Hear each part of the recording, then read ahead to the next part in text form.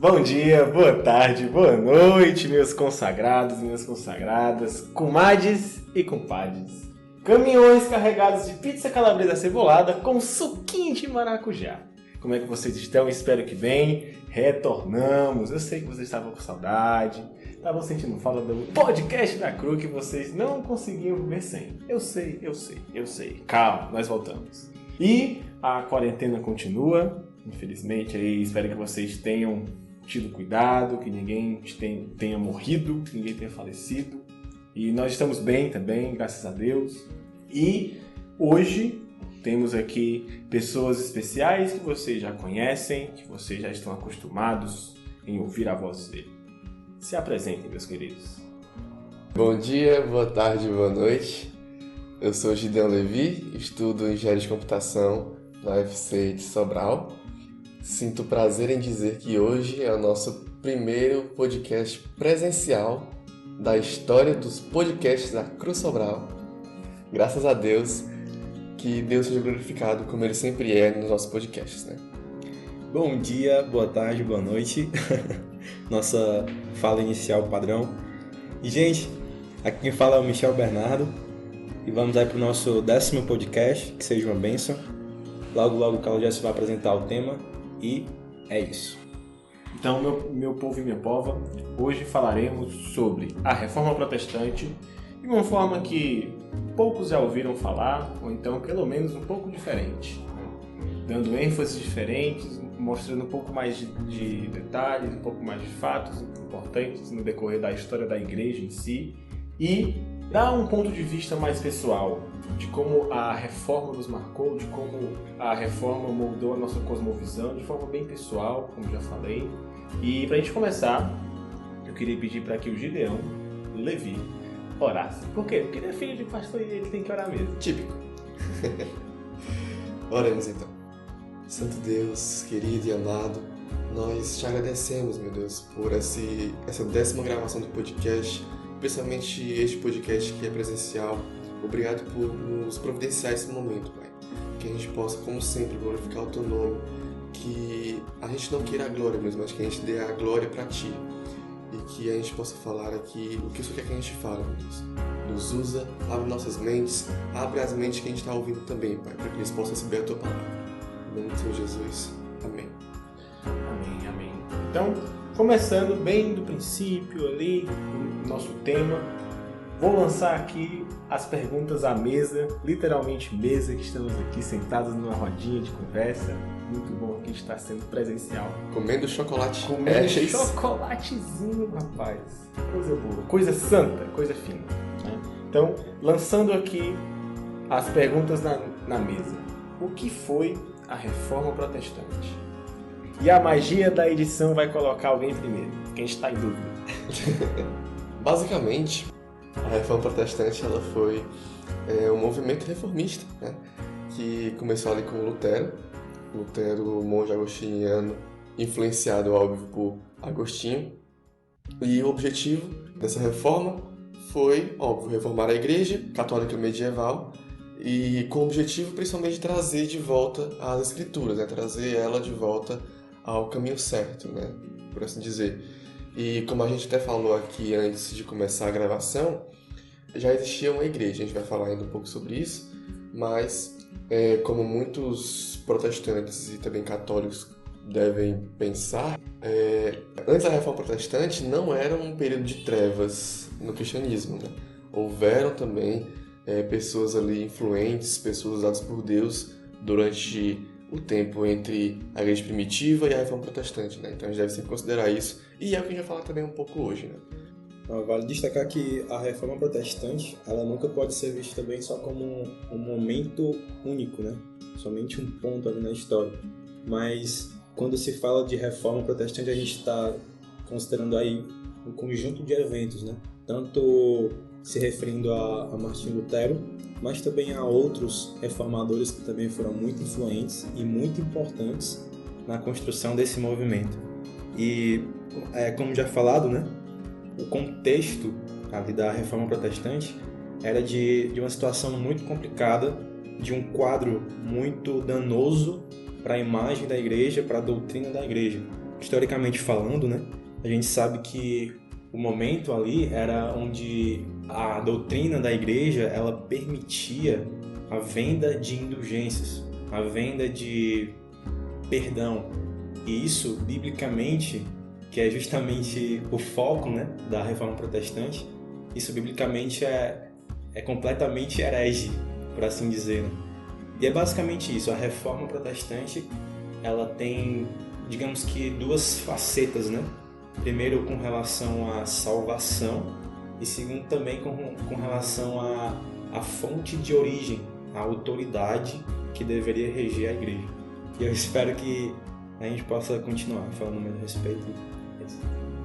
Então, falando um pouco mais profundamente sobre esse período da Reforma, como foi dito, a Europa em si, né, a Europa católica, principalmente católica, estava ali caminhando por um caminho muito, muito distante do que realmente Deus esperava da igreja. Porque se na igreja primitiva, ali, fundada por Jesus Cristo, continuada pelos apóstolos, quando a gente vê em Atos, quando a gente vê Paulo nas suas cartas, nas suas viagens, era muito diferente, porque enquanto Jesus ele pregava que a salvação era por ele somente, o perdão era por ele somente, a igreja deveria agir assim, deveria repartir o pão, viver em comunidade, tal, como a gente vê em Atos, como eu comentei anteriormente, né? A igreja naquela época da Reforma estava indo ladeira abaixo, estava se perdendo grandemente. E só com essas coisas, por exemplo, como foi dito, venda de indulgências, isso é o mínimo, isso é só o básico que a gente aprende no decorrer das nossas aulas de história, né? Mas a gente vê que eram muito mais coisas. Você tinha uma supressão do conhecimento bíblico, você tinha um domínio de linguagem, você tinha um domínio de ensino. Dificilmente alguém sabia latim e que não era do clero em si. E os únicos capazes de ensinar acerca da Bíblia eram os líderes da igreja, né? E isso afastava a comunidade em si, as pessoas no geral, das verdadeiras doutrinas.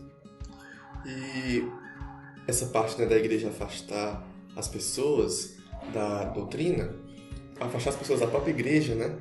Não só a doutrina, não só o estilo de culto afastava, o estilo de culto, no caso o latim, as pessoas não entendiam o latim, não só isso afastava, como também, como a gente falou, as indulgências, né? A exploração que a igreja fazia nas pessoas, né? Existe um filme que eu nunca tinha ouvido falar, bastante interessante. O nome do filme é Em Busca da Carta Proibida. É um filme que está disponível no Prime Video, e esse filme se passa em 1521, no ápice da Reforma, né? E é um filme de um meninozinho que está em posse da carta do Lutero, né? É um filme fictício, eu acho, mas ele vai retratar como a igreja tratava as pessoas, né? Como ela explorava as pessoas ali. E a gente vê que muita gente adepta da Reforma, muitas pessoas da comunidade adeptas da Reforma, é porque elas estavam realmente protestando contra a igreja, né? Então, a gente vai ver aqui mais pra frente que a Reforma não foi só uma reforma religiosa, foi uma reforma econômica, política, social, né? Então, a gente vê, claro, se a gente for ver no que a escola ensina, a gente vai ver só uma reforma religiosa, mas se a gente for ver o que ela realmente significou, a gente vai ver ali que foi uma reforma muito mais do que religiosa, né? Realmente contribuiu para muita coisa. A experiência de Lutero, né, ela fala muito a respeito disso que foi desenvolvido aqui, né? Muito se fala que Martinho Lutero era uma pessoa muito medrosa, muito incerta a respeito do futuro, da salvação dele, no caso. E isso fazia com que ele se autoflagelasse. Literalmente. Verdade, literalmente. E de um modo muito demasiado, né? Dizem que encontravam ele, assim, praticamente desmaiado depois de tanto se bater, procurando o perdão dos seus pecados, porque, poxa, ele olhava para si e simplesmente não via ali, cara, não tem como ter salvação aqui. E esse tipo de sentimento certamente é fruto de uma má doutrina, é fruto de um ensinamento errado, de não, eu vou buscar a salvação aqui por meio de minhas boas obras, mas e se eu acordar mal amanhã? E, enfim, e é basicamente esse o contexto, né, de salvação da época que muito também influenciava na vida aí dos cidadãos. Então, pegando o fio da meada, né, do que era a sociedade daquela época, olhando um pouco, né, com os nossos olhos da nossa pós-modernidade, a gente enxerga o seguinte, que com esse afastamento da comunidade da sã doutrina, gerada principalmente por, sei lá, conflitos de interesse da igreja, enfim, todo mundo sabe que nós somos pecadores. Então, isso dissociava o que realmente era igreja. Porque quando você afasta o Deus verdadeiro, né, o ensino das boas novas, o ensino do bom evangelho, das pessoas que são o alvo daquele evangelho, você gera um caos. Você gera um caos existencial, você gera uma bagunça na cosmovisão das pessoas, você gera uma incapacidade da igreja com seu objetivo principal, que é pregar o evangelho. Então, se você não prega a sã doutrina às pessoas perdidas, o que vai acontecer? Vai simplesmente decair todo o ensino, toda a estrutura eclesiástica, entende? E aí, o que acontece? Você gera nas pessoas, você gera na mentalidade das pessoas comparações errôneas sobre quem é Deus, um mau conhecimento sobre o que Deus é, o que Deus fez, e isso reverbera até hoje, né? Isso reverbera até nas nossas aulas de história do ensino médio, do ensino fundamental, na nossa universidade, e as coisas vão só aumentando de proporção. Então, tudo isso gerou uma lacuna ali naquele tempo. Porque quando a igreja primitiva começou, tinha muita diferença do que era a igreja em 1500, entende? Em 1517. E o que motivou essa reforma, como outros movimentos anteriores, foi justamente isso. Fazer com que o evangelho fosse pregado como devia ser pregado. Mudar toda a cosmovisão, impactar tudo aquilo que o pecado tocou. Porque é isso que o evangelho faz. Ele regenera, ele refaz tudo aquilo que o pecado destruiu, ou então manchou. Essa parte aí que tu falou sobre que realmente a igreja católica ela deixou de pregar o evangelho, né? Por isso que veio também a necessidade da reforma. E como a gente falou também antes, a reforma é constante. E como eu ouvi falar, o objetivo da reforma foi fazer com que a igreja retornasse às escrituras. E como a gente ainda continua em reforma, o nosso objetivo ainda é voltar às escrituras. A gente vai falar isso mais pra frente, mas só antecipando um pouco, né, do que vai falar sobre o que a reforma significa pra gente, né, aqui. Eu não tinha esse pensamento de voltar às escrituras antes de conhecer a doutrina reformada, sabe? Cresci numa igreja evangélica, mas eu não tinha essa consciência de que eu deveria me reformar todos os dias, eu deveria voltar às escrituras, porque como Lutero disse, nós devemos ouvir o evangelho todos os dias, porque todos os dias nós esquecemos dele, né? Então, o que ele quis dizer com isso? Devemos reformar todos os dias, buscar a santidade todos os dias. Então, quando eu conheci, não que a escola ensinava da reforma, mas quando eu conheci a reforma em si, eu vi que eu deveria buscar a santidade todos os dias e me reformar todos os dias. É isso que o evangelho faz, né? Ele traz de volta as pontes que o pecado destruiu, as pontes que temos com Deus hoje, aqueles que são resgatados por Cristo, através do seu sacrifício.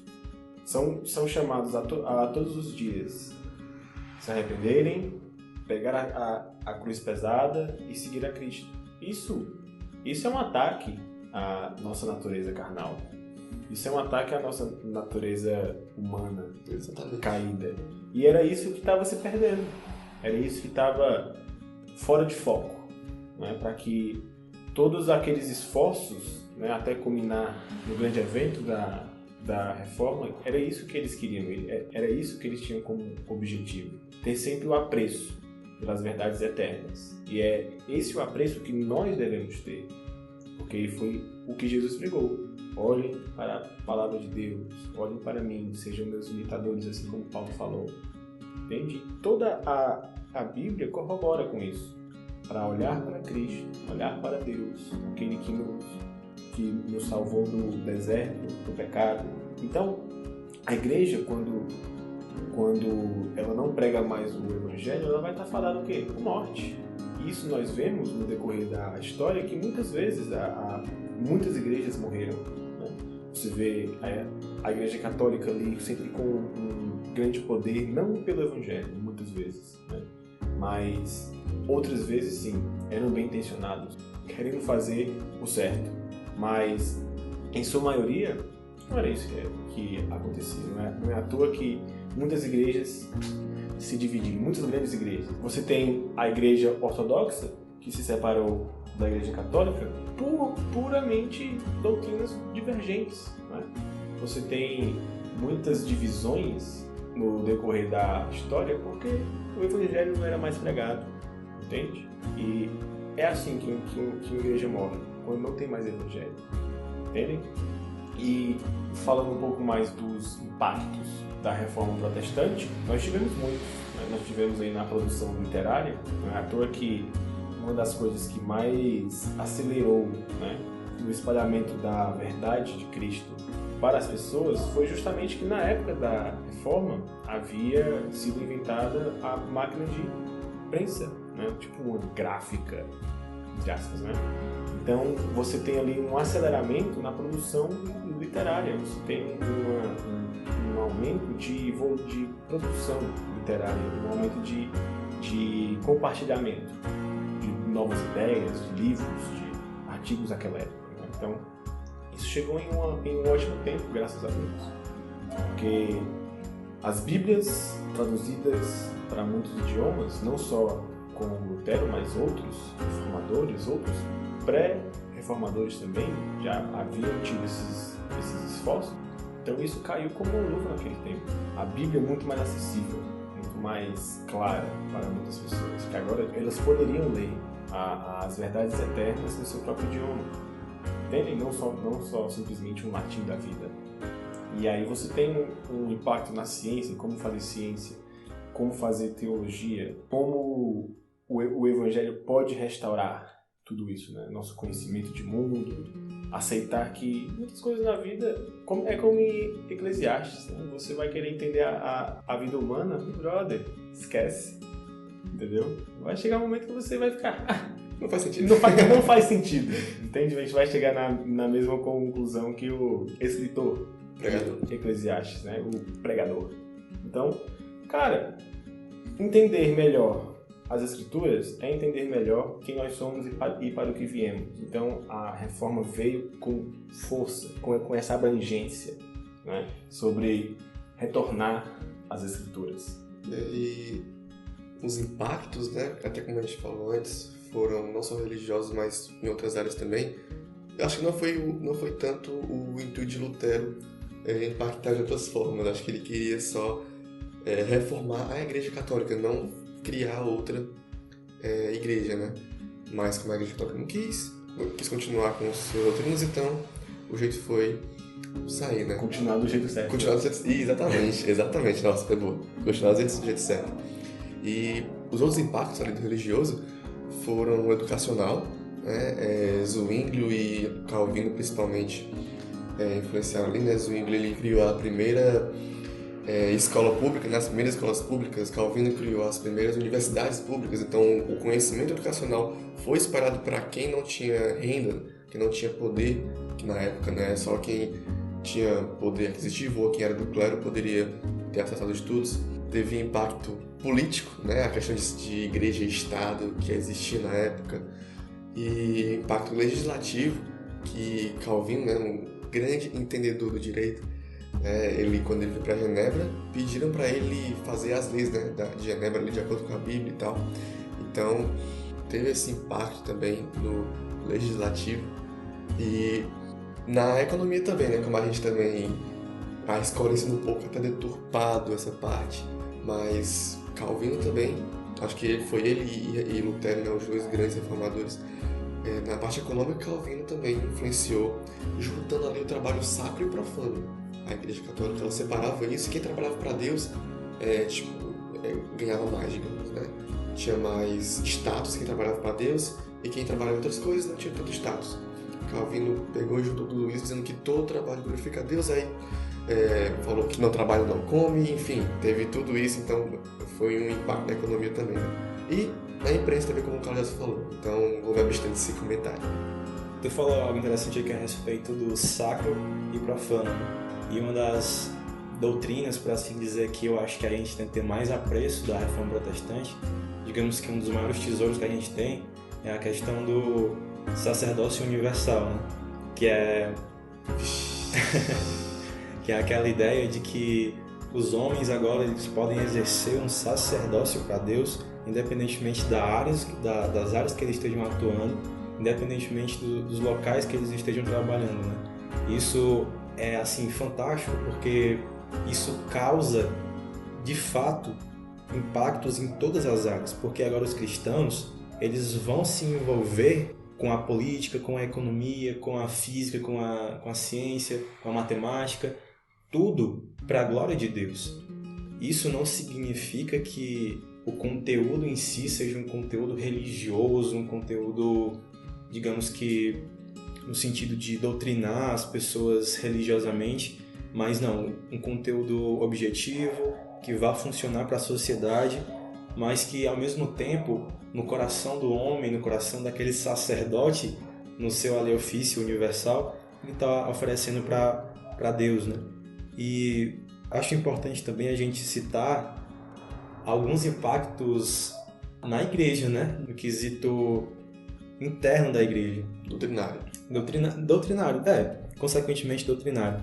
Que é, por exemplo, o fato dos monges, né, começarem a se casar, os padres começaram a se casar. Lutero cita algo assim também tremendo a respeito do casamento. Ele fala que foi muito impactado, né, com a experiência do casamento, né?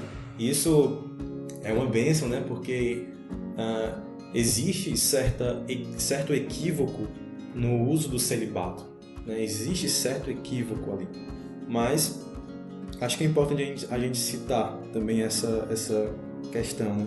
E também, por fim, eu acho que o pensamento crítico, né, de modo geral, ele impactou muito, e isso também é um bom tesouro que a gente vai receber aí da Reforma Protestante.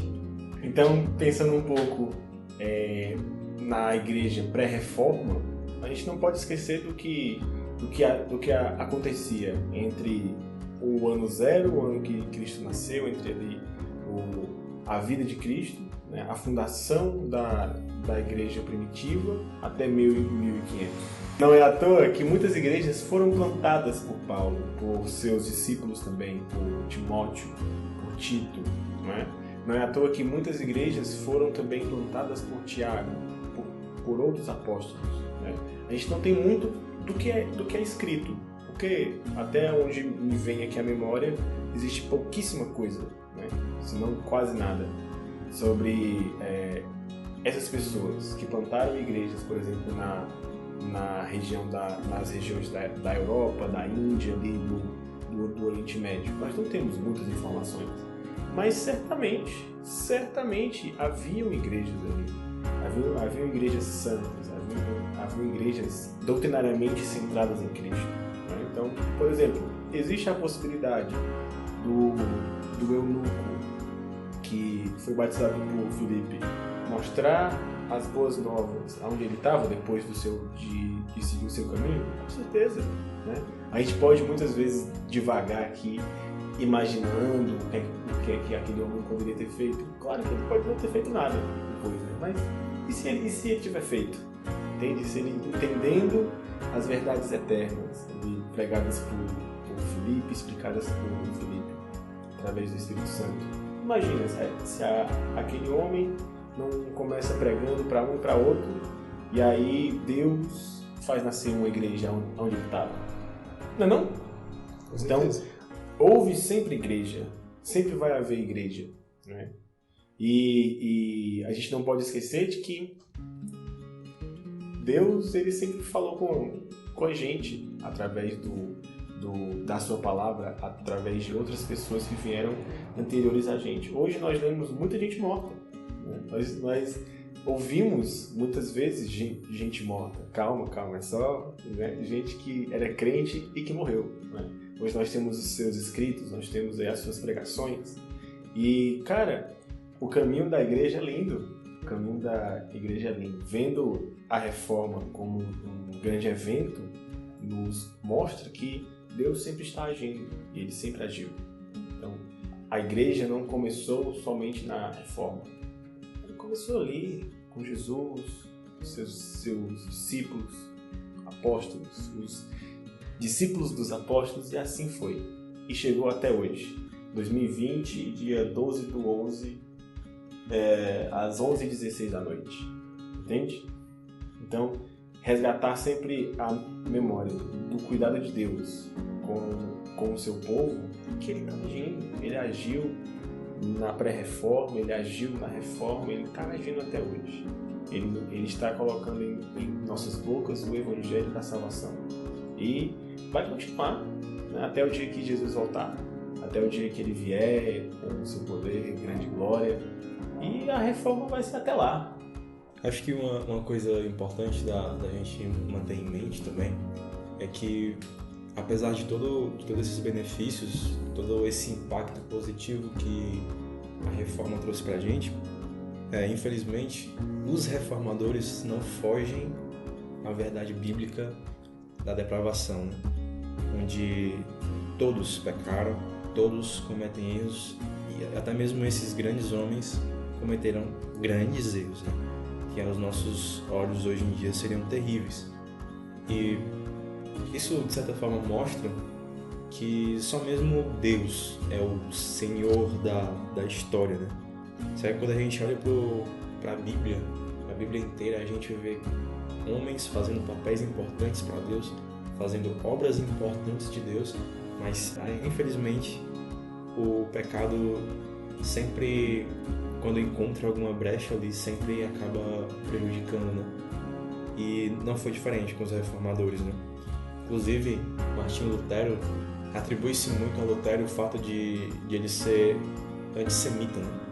Parece que ele escreveu coisas muito fortes a respeito dos judeus, e esse é o nível de exemplo, né? Mas Zwingli, João Calvino, todos esses, infelizmente, cometeram graves erros. Lutero não gostava de Tiago, né? No livro de Tiago também. Sim. Dizem que na hora que ele foi traduzir a Bíblia, alguma coisa assim, nos seus estudos, ele teve muita dificuldade em relacionar A fé, né? As obras. justamente. Ele achava que Tiago estava ali contradizendo Paulo, né? E diante disso ele até cogitou tirar a carta de Tiago do cânon da Bíblia. E, infelizmente, isso aconteceu, né? São aí os reformadores. Zwingli também, o Zwingli era muito duro, né? Ele era muito duro com relação à doutrina, a ponto de tirar as músicas dos cultos, tipo, ele era iconoclasta. Lutero, ele tinha o pensamento de que as imagens não eram para adoração, mas para Reverência. reverência e também para mostrar, né, como era e tal. Só que Zwingli queria quebrar tudo e tal. Então ele era um cara bem, bem duro.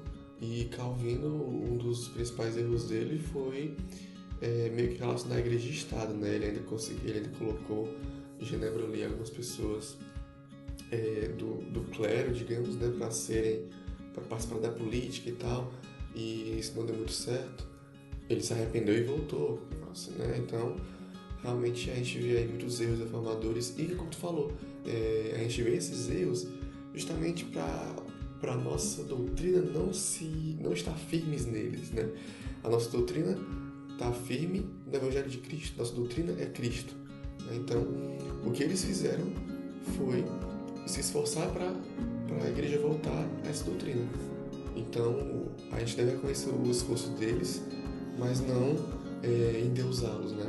A gente deve ver que eles realmente cometeram erros, e alguns erros graves, e quando a gente vê esses erros, a gente pensar, poxa, mano, minha fé não tá neles, minha fé tá em Cristo, né?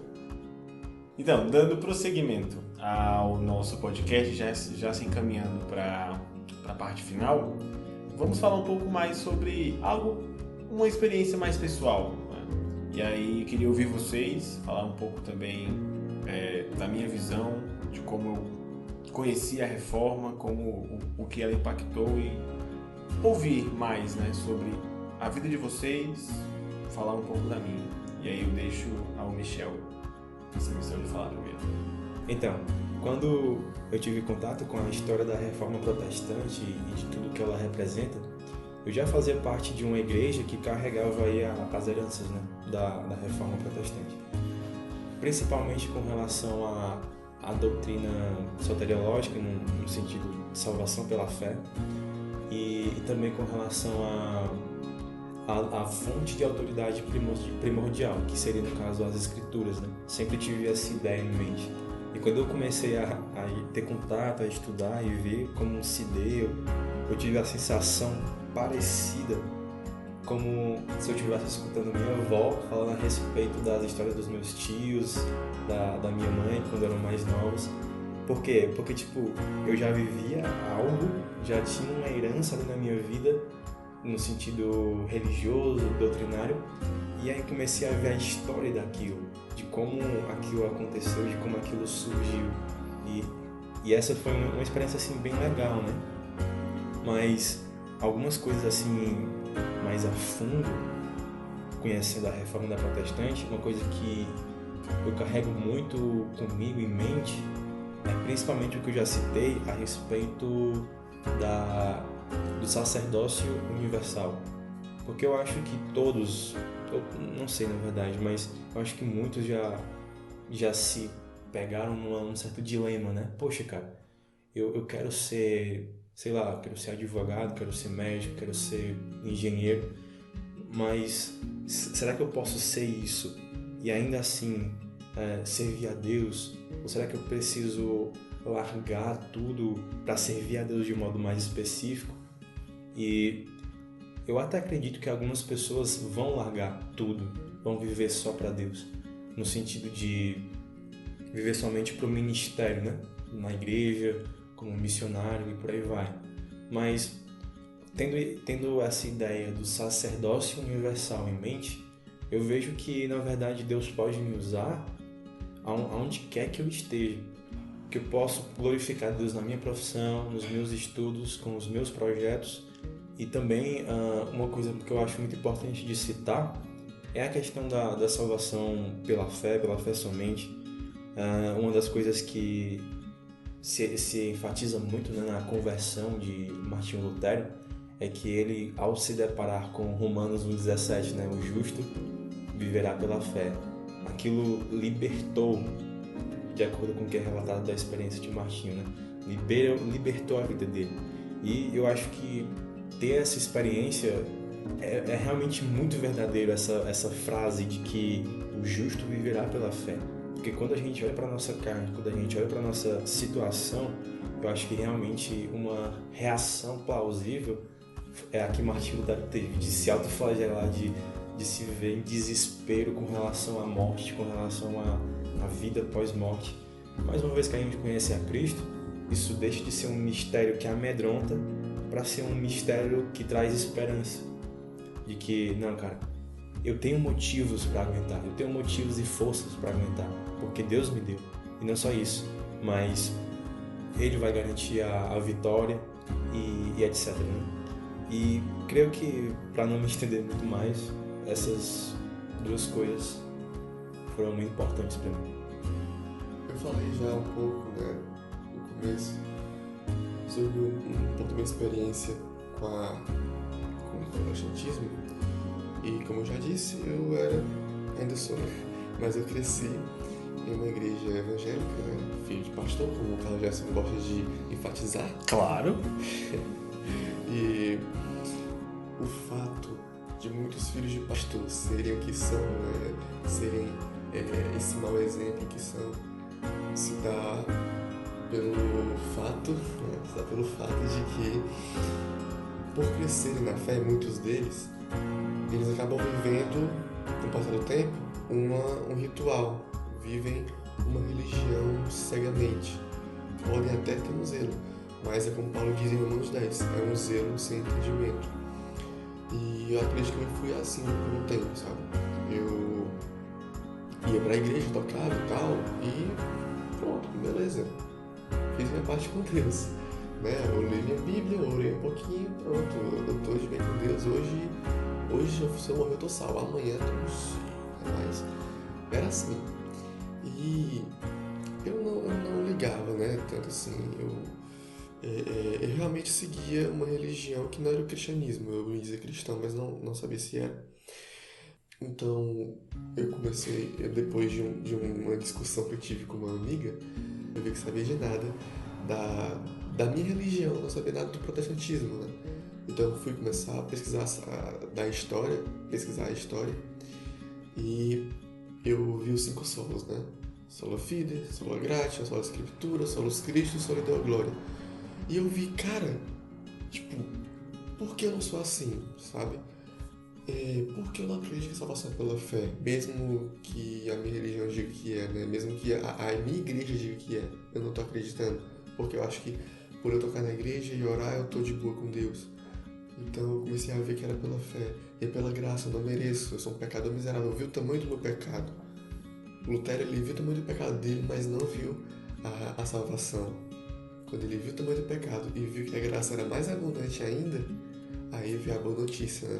Ele na época de monge, ele focou muito nas más notícias, muito na notícia de que ele era um pecador miserável, mas quando ele viu que ele só viveria pela fé, aí ele viu as boas notícias e viu que é só pela graça, só pela fé, e aí viu as boas notícias.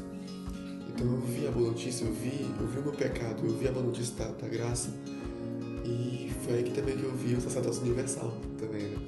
De glorificar a Deus em tudo que eu fizer, não só enquanto toco bateria na igreja, não só enquanto eu vou pra igreja mexer no som ou ficar na recepção, por exemplo, mas eu tô na igreja, eu tô fora, eu tenho que glorificar a Deus.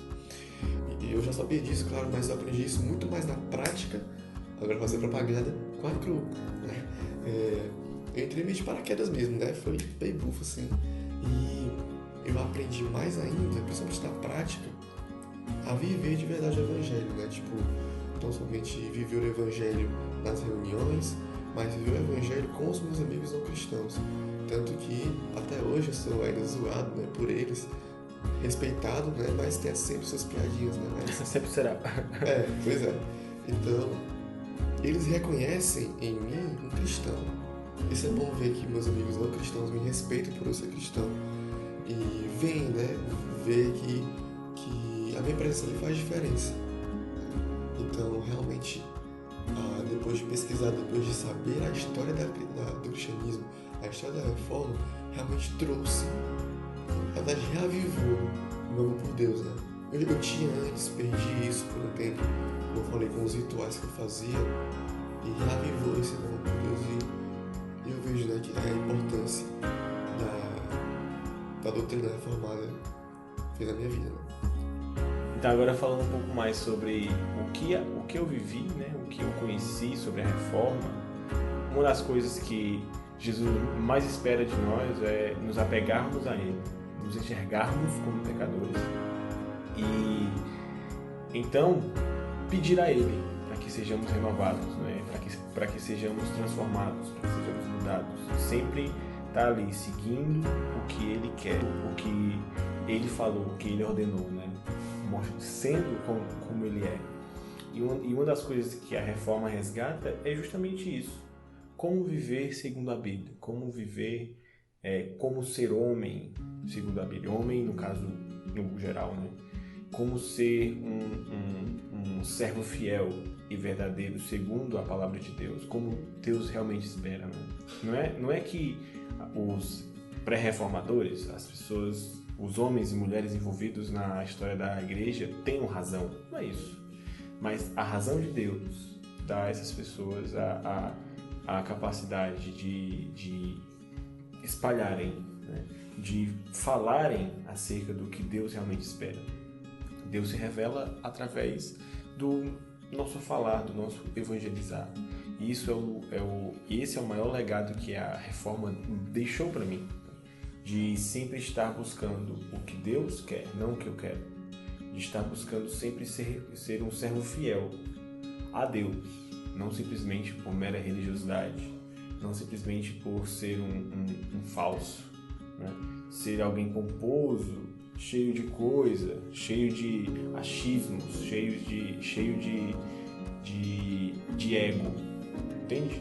Mas não manipular a palavra ao meu bel prazer, mas mostrar o que Deus quer que a gente faça, viver isso com mais intensidade, viver isso como uma experiência pessoal com Ele, viver isso como um homem que guarda os mandamentos de Deus, assim como o salmista fala diversas vezes que a alegria dele repousa no obedecer às leis de Deus, né? Assim como toda a Bíblia nos mostra, de termos prazer em obedecê-lo e não simplesmente estar ali como forma de controle, como uma oratória que convence. Não é algo que só convence, mas você vive, entende? E sempre resgatar a ideia de que é a Bíblia somente, é Deus somente, é Cristo somente, é a cruz somente, nada mais, nada menos. Entendem? Então, pessoal, encerramos, graças a Deus, mais um podcast, encerramos mais um episódio, espero que tenha mais, ou não, Deus é quem sabe, né? Mas tem sido uma honra, tem sido uma graça só, saber que vocês nos escutam, saber que estamos servindo a Deus, pregando as boas novas. E para quem não nos conhece, nós somos a CRU, né? A CRU Campus, estudantes que pregam as verdades eternas, que pregam o Evangelho nas universidades, pessoas que entenderam que Cristo é o seu Salvador e querem falar isso às pessoas que não conhecem, que não vivem com Ele ainda. E se você quiser nos conhecer melhor, temos o site crucampus.org, lá tem todas as informações possíveis, lá tem fotos de lugares diferentes, a história da CRU.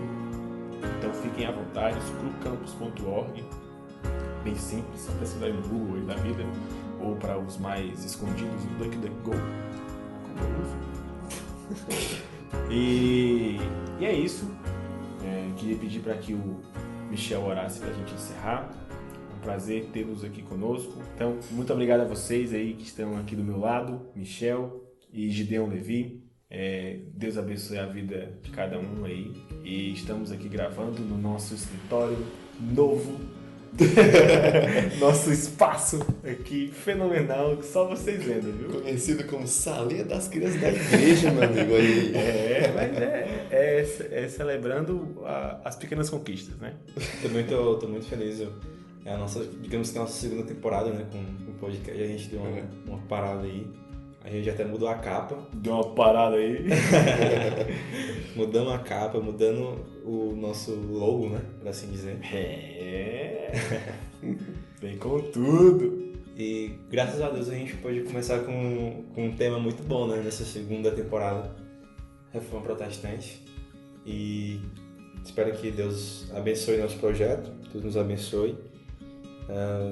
Não sei se o Paulo já pediu, mas eu reforço, né? Compartilhe, curte. Curte e compartilhe. Galera, compartilhem mesmo, escutem. Se vocês gostarem aí, podem divulgar nos grupos de WhatsApp, Se não gostar, Instagram da vida. Se não gostar, compartilhe também. Se não gostar, compartilha também. Mas fala com a gente. Diz aí, dá o feedback. Tem Sugestão contato, de temas. tem contato aí embaixo aí, talvez no YouTube. Vocês podem estar ouvindo no YouTube. E tem o nosso contato, tem nossos Instagrams da vida. E surgiram temas, surgiram melhoras, surgiram qualquer coisa. A gente vai ouvir vocês. Eu também agradecer aqui, né, a Deus, também a vocês, por estarmos aqui como eu falei, a primeira gravação presencial, né? Ainda estamos na pandemia, infelizmente, Deus é tudo de tudo, mas conseguimos conseguimos aqui, né, gravar pelo menos um podcast aqui presencial. Se Deus quiser, surgirão mais aí, com novos temas, com mais pessoas também aqui, mais convidados. Então, Deus no controle sempre e é sempre um prazer estar aqui. Nosso sonho é ter como convidado grandes pregadores do Brasil, viu? Então já compartilha aí. Viu? Por exemplo. Não, Droga. eu gosto dessa parte. Augusto Nicodemus. Façam chegar isso nele. Oremos. Santo Deus, Pai amado, Deus querido e santo, nós te agradecemos, Pai, por esse podcast, por essa gravação. Nós cremos, Pai, que tu tem provido do começo ao fim e por isso também nos movemos, Pai. Em nome de Jesus, que tu use essa mensagem, Pai, para falar ao coração de muitas pessoas e que nós, Pai, estejamos sempre dispostos aqui como teu servo, como instrumentos teu, Pai. Abençoe, Deus, este projeto. Em nome de Jesus. Amém. Amém. É isso, galera. Valeu, falou, Valeu. muito obrigado. Até a próxima. Cheiro no cangote.